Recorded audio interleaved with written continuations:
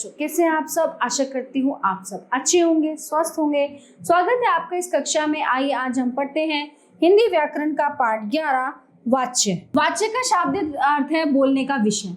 वाच्य मौखिक तथा लिखित दोनों रूपों में हो सकता है। इस वाक्य को देखिए, तन्मय खेल रहा है। इस वाक्य में क्रिया का संबंध तन्मय से है। इस वाक्य में तन्मय पर बल दिया गया है। अब दूसरा वाक्य देखिए, तन्मय बल्ले से खेल रहा है। इस वाक्य में क्रिया का संबंध बल्ले से है। इस वाक्य में तन्मय के स्थान पर बल्ले पर बल दिया गया है। अब तीसरा वाक्य देखिए, तन्मय बल्ले से खेल नहीं पाता। तो इस वाक्य में क्रिया का संबंध न कर्ता से है, न ही कर्म से, बल्कि भाव से है। इस वाक्य में तन्मय व बल्ले के स्थान पर खेलने पर बल दिया गया है।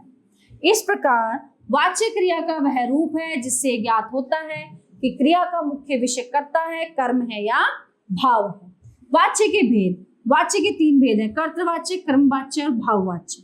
कर्तृवाच्य। कर्तृवाच्य में कर्ता को प्रधानता दी जाती है, जैसे मैं पुस्तक पढ़ती हूँ।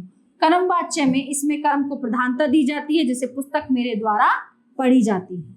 याद रखिए, कर्मवाच्य में अकर्मक क्रिया का प्रयोग कभी नहीं होता है ना।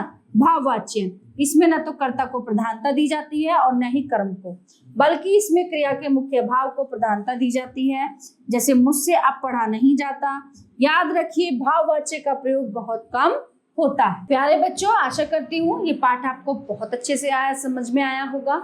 मिलते हैं अगली कक्षा में। धन्यवाद।